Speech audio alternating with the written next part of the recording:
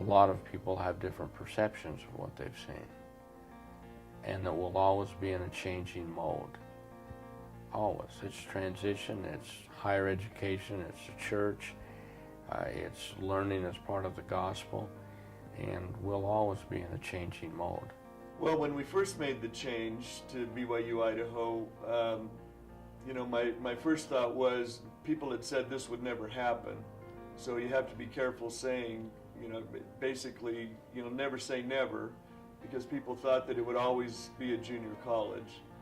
And we were very comfortable giving students a foundational experience. That's who we were, that's what we did. But when the announcement was made, then there was the opportunity that we would be able to have students stay here rather than sending them somewhere else. And that became a great opportunity to work with students in their upper division courses. There's been a lot of change in the number of students and I would say also in the requirements and the pressure as a faculty member. That's been a major change. Before, I teach, maybe 2 classes. One semester I taught all of the same class.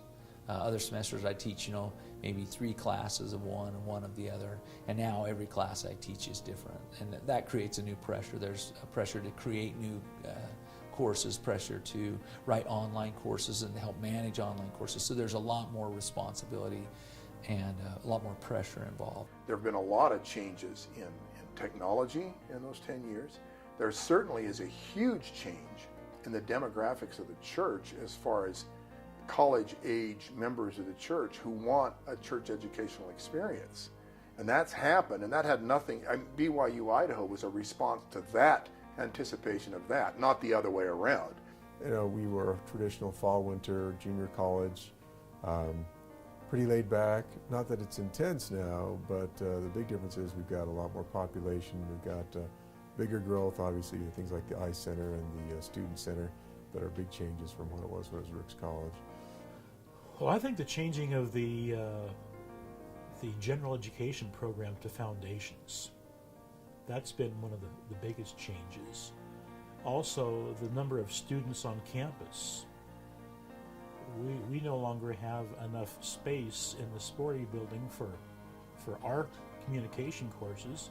Some of them are being taught in other buildings across campus. Our students are much more involved and grow more and have more opportunities to grow and develop than what they did when we were Ricks College. Well, I think that the direction that was set when this institution was first begun is really the direction, the end goal was pretty well set. We may be getting there in different ways and using different means, but if you look back at the tracks in the sand, I think it's a straight line. And I think that line will continue pretty much in that same vein. And that's probably stated in the mission statement of the institution. I don't think that the words may be different, but that's what we've always tried to do.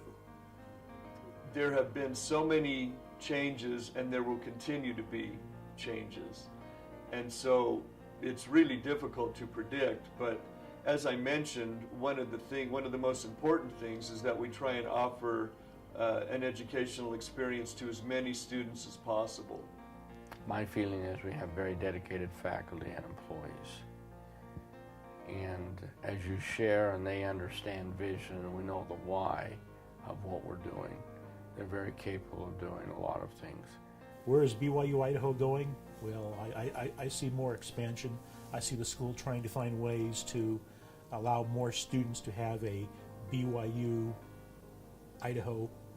Latter-day Saint type education, whether they're here on campus or off campus.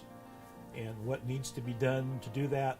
Well, there are people here on campus who are planning that and working to that end. I see us still following the initiatives of President Clark.